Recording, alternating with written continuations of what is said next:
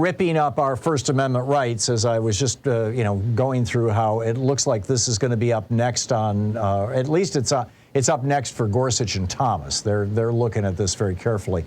Down in Florida, Ron DeSantis just signed a piece of legislation, actually this was a week or so ago, that would require Florida students and professors in Florida colleges to register their political views with the state. This is a piece by Brett Bachman, published over at Salon.com. Public universities in Florida will be required to survey both faculty and students on their political beliefs and viewpoints, with the institutions at risk of losing their funding if the responses are not satisfactory to the state's Republican-led legislature.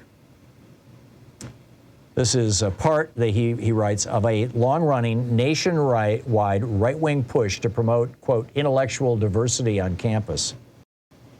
The responses, by the way, will not be anonymous. DeSantis said, it used to be thought that a university campus was a place where you'd be exposed to a lot of different ideas. Unfortunately, now the norm is these are more intellectually repressive environments. You have orthodoxies that are promoted and other viewpoints are shunned or even suppressed. Yes, it's true.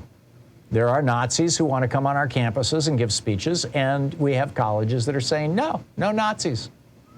You've got white supremacists who want to come on campus and give speeches, and you've got campuses and colleges saying, no, we're not going to put white supremacists, in front of a classroom. It's just, how is this? Well, okay, so DeSantis, also state representative, or state senator, Ray Rodriguez is the sponsor of this. According to the Tampa Bay Times, both Santis and Rodriguez suggested that the state could institute budget cuts if university students and staff do not respond in a satisfactory manner. Quote, that's not worth tax dollars, and that's not something we're going to support going forward, DeSantis said, of supporting universities. He went on to point out that he says, quote, there's a lot of parents who worry that their children are being indoctrinated on campus.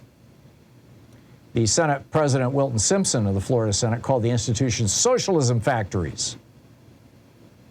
And in addition to the survey, this bill also contains language that prevents officials from limiting campus speech that, quote, may be uncomfortable, disagreeable, or offensive.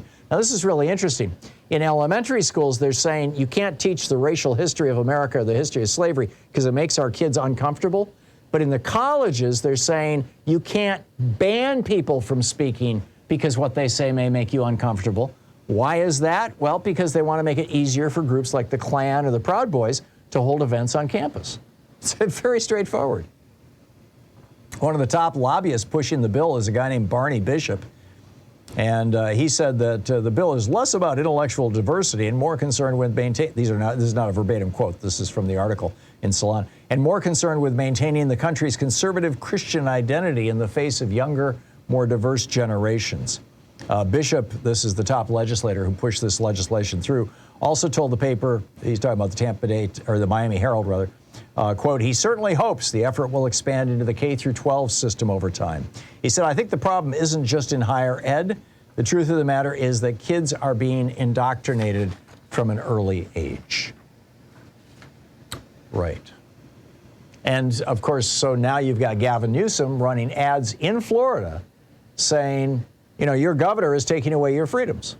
He's taking away your freedoms, kid, to learn in the public schools. He's taking away, he just goes through the whole list. It's absolutely fascinating.